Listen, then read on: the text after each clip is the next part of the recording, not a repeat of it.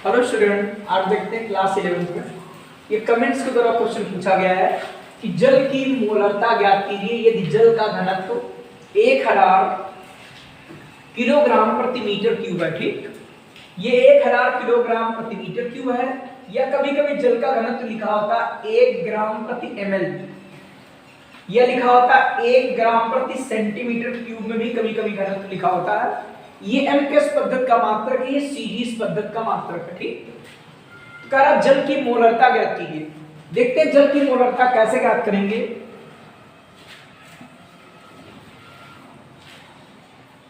भैया मोलरता बराबर क्या होता है? मोलरता बराबर आपने पढ़ा होगा विलेय के मोल, अर्थात आएगा विलेय का द्रव्यमान ग्राम में, यह आएगा विलेय का आणविक या आणविक द्रव्यमान या आणविक, और यहां पर आएगा विलियन का आयतन लीटर में, विलियन का आयतन लीटर में। ये एमएल में लिखेंगे तो 1000 आएगा। ठीक, तो इस प्रकार मुझे विलेय का द्रव्यमान चाहिए। ये आपका जल है, तो जल में विलेय क्या? विलेय है, जल ही है।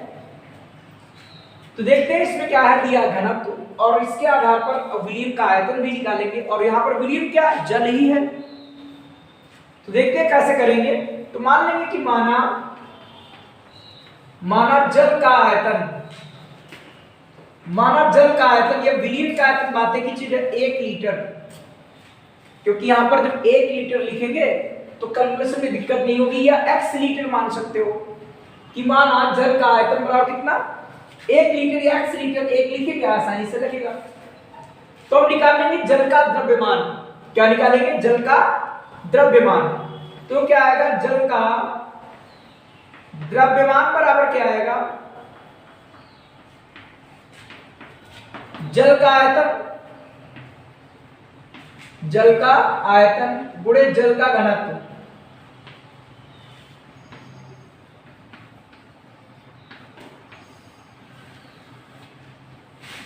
तो जल का आयतन कितना है? जल का आयतन कितना? 1 लीटर, यह आपका 1 लीटर है। घनत्व कितना है? 1000 किलोग्राम प्रति मीटर क्यूब। अब ये आयतन मीटर क्यूब में आना चाहिए, तभी मीटर क्यूब कैंसिल होगा, जल का द्रव्यमान आपका निकल आएगा। ठीक, तो देखिए लीटर को मीटर क्यूब में कैसे कन्वर्ट करेंगे। देखिएगा आपका जो 1 लीटर है, 1 लीटर, तो देखो सूत्र कैसे याद रखोगे आपको हम बताएंगे। ठीक, हमेशा याद रखा करो कि 1 ml बराबर होता है 1 सेंटीमीटर क्यूब, और कभी आपको कंफ्यूजन कोई नहीं होगा। ठीक, कि 1 लीटर बराबर 1 ml बराबर होता है 1 सेंटीमीटर क्यूब। तो आप यहां पर लिख सकते हो 1000, वैसे चाहो डायरेक्ट लिख सकते हो कि 1 लीटर में होते हैं 10 की पावर -3 मीटर क्यूब,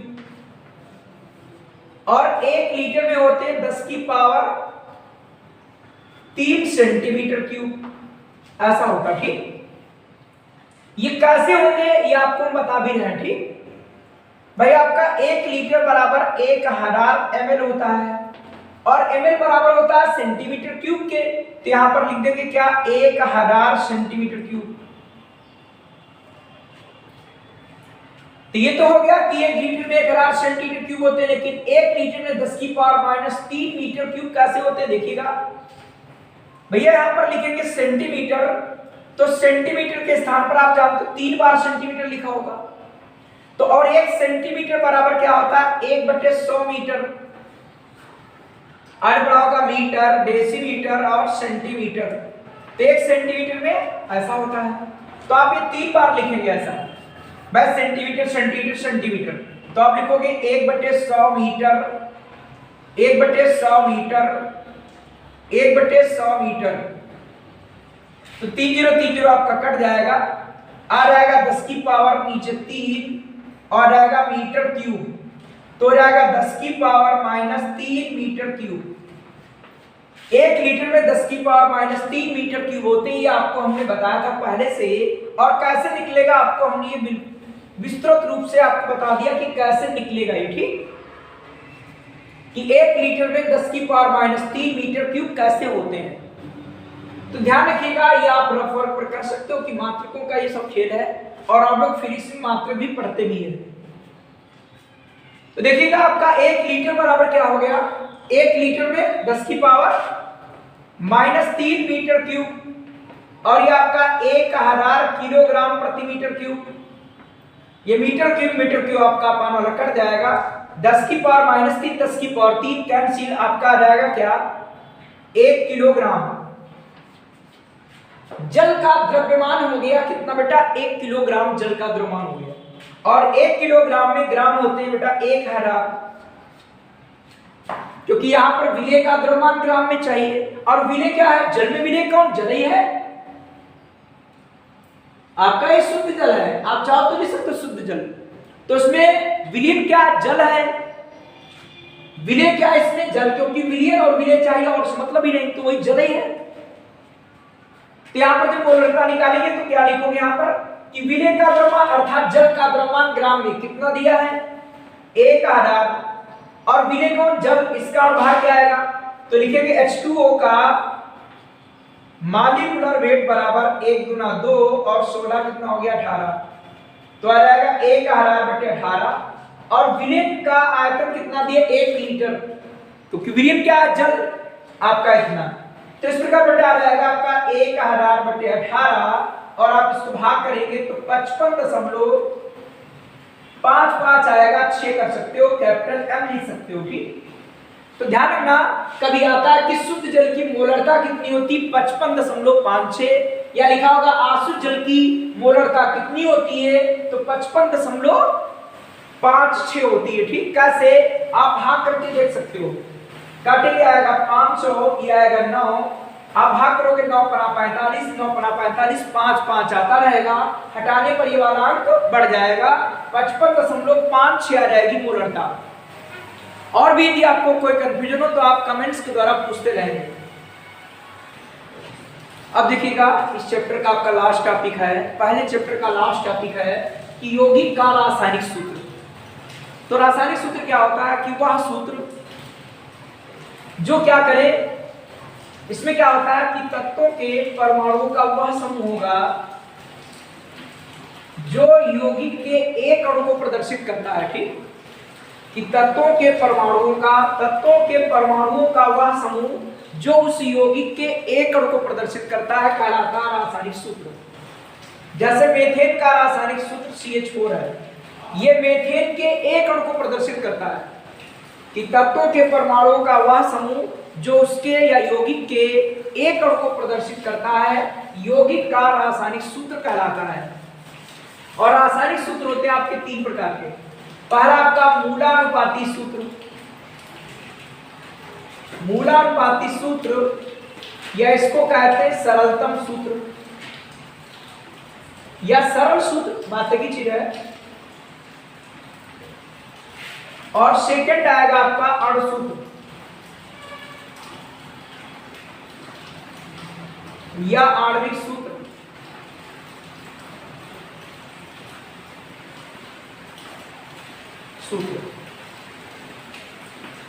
और अगला आपका आएगा संरचना सूत्र, संरचना सूत्र। मूलानुपाती सूत्र या सरलतम सूत्र, अणु सूत्र या आणविक सूत्र, अगला है संरचना सूत्र ठीक। तो सबसे पहले आप लोग पढ़ेंगे कि मूलानुपाती सूत्र या सरलतम सूत्र क्या होता है ठीक। पहले तो आप यौगिक के रासायनिक सूत्र की परिभाषा लिखेंगे कि तत्वों के परमाणुओं का वह समूह, यहां पर परिभाषा लिखेंगे कि तत्वों के परमाणुओं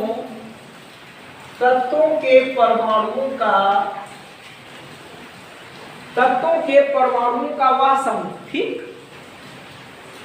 तत्वों के परमाणुओं का वह समूह जो यौगिक के एक अणु को प्रदर्शित करता है, जो यौगिक के एक अणु को प्रदर्शित करता है।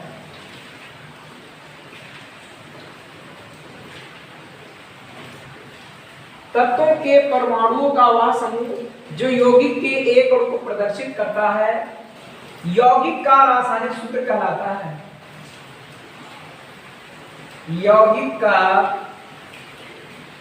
रासायनिक सूत्र कहलाता है।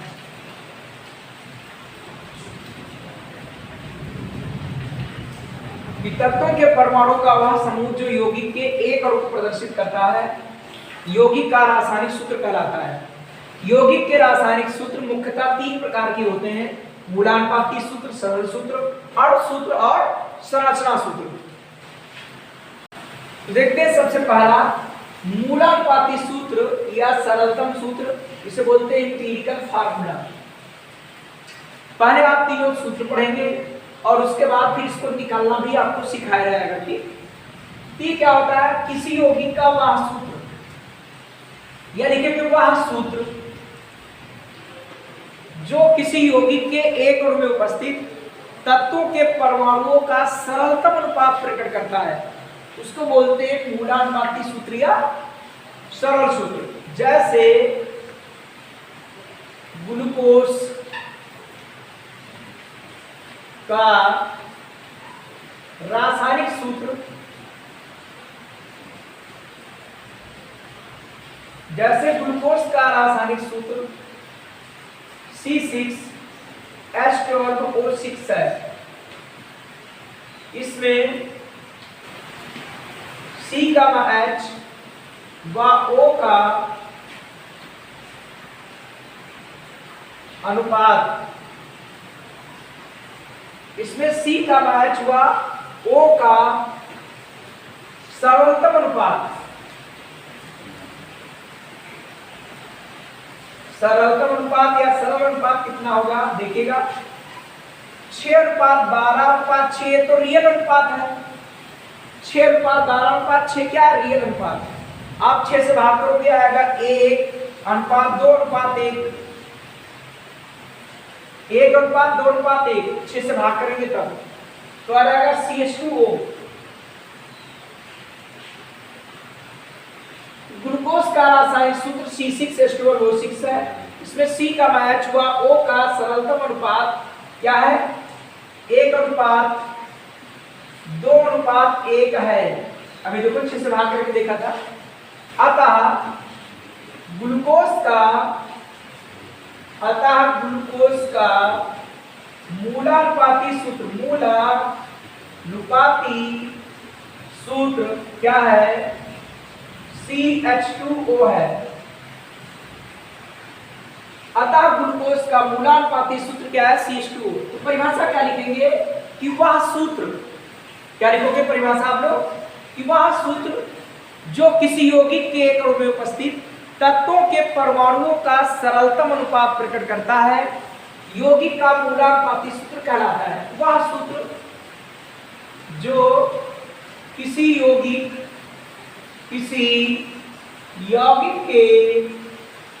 के एक अणु में उपस्थित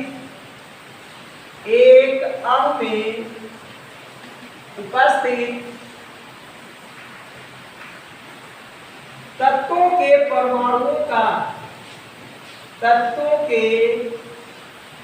परमाणुओं का सरलतम अनुपात प्रकट करता है। सरलतम अनुपात प्रकट करता है।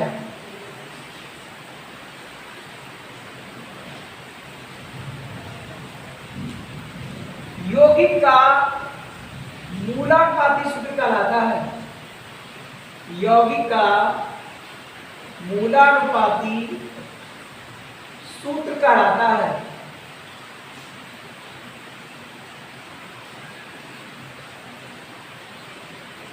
परिभाषा क्या है कि वह सूत्र जो किसी यौगिक के एक अणु में उपस्थित तत्वों के परमाणुओं का सरलतम अनुपात प्रकट करता है यौगिक का मूलानुपाती सूत्र कहलाता है। जैसे एग्जांपल है ग्लूकोज का रासायनिक सूत्र ये है, इसमें C का H व O का सरलतम अनुपात कितना है बेटा? 1:2:1। अतः ग्लूकोज का मूलानुपाती सूत्र CH2O है। ठीक, देखते हैं अगला आपका है आणविक सूत्र या अणुसूत्र या मॉलिक्यूलर फार्मूला इसे कहते हैं। इसमें क्या होगा, परिभाषा बिल्कुल वही कि वह सूत्र जो किसी यौगिक के एक अणु में उपस्थित तत्वों के परमाणुओं का वास्तविक अनुपात प्रकट करता है, वो कहलाता है अणुसूत्र। ठीक, परिभाषा क्या लिखेंगे कि वह सूत्र जो किसी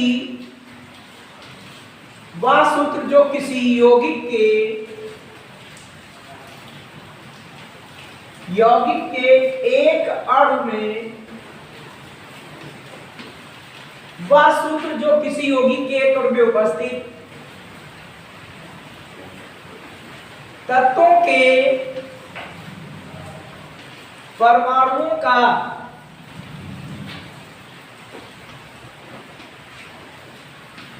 वास्तविक अनुपात प्रकट करता है, वास्तविक अनुपात प्रकट करता है।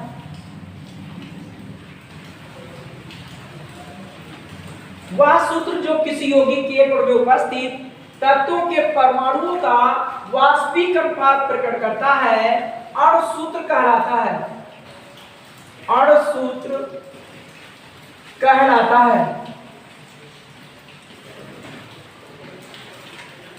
वह सूत्र जो किसी यौगिक के एक अणु में उपस्थित तत्वों के परमाणुओं का एक अणु में उपस्थित तत्वों के परमाणुओं का क्या करता है बताओ, वास्तविक अनुपात प्रकट करता है और सूत्र कहलाता है। जैसे ग्लूकोज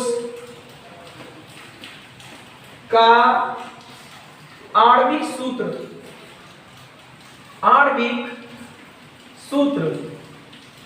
C6H12O6 है। इससे क्या स्पष्ट होता है कि इसमें कार्बन के 6 परमाणु, हाइड्रोजन के 12 परमाणु और ऑक्सीजन के 6 परमाणु जुड़े, अर्थात इसमें वास्तविक अनुपात 6:12:6 है। ठीक, तो जैसे ग्लूकोज का आणविक सूत्र क्या है, C6H12O6 है। इसमें C, H और O का वास्तविक अनुपात 6:12:6 है। इसमें C, H व O का वास्तविक अनुपात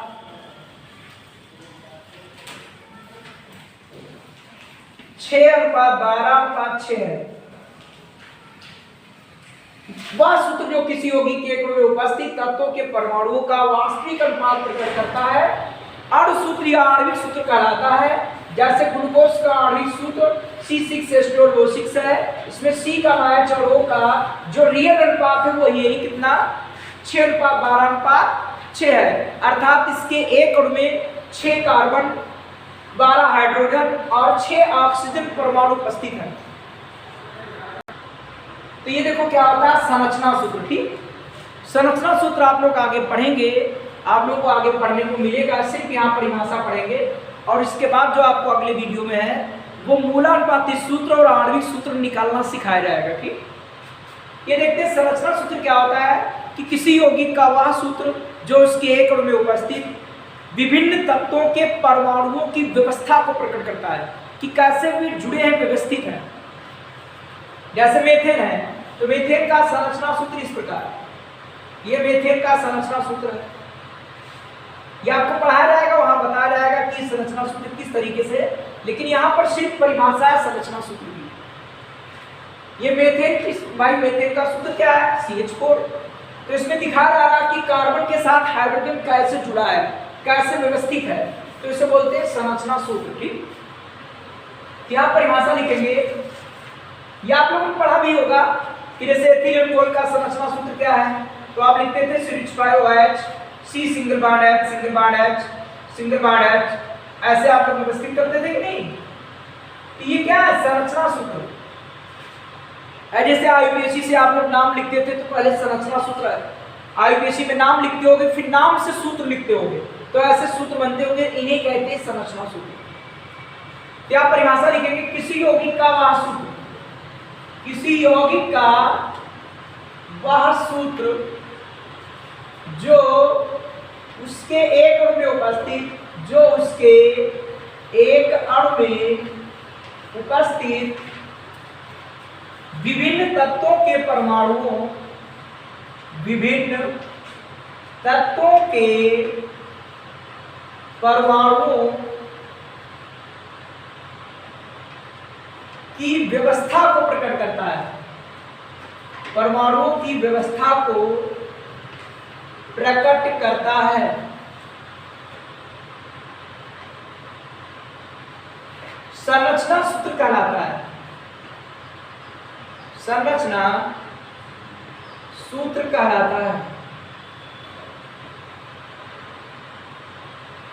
किसी यौगिक का वह सूत्र जो उसके एक और में उपस्थित विभिन्न तत्वों के परमाणुओं की व्यवस्था को प्रकट करता है, संरचना सूत्र कहलाता है।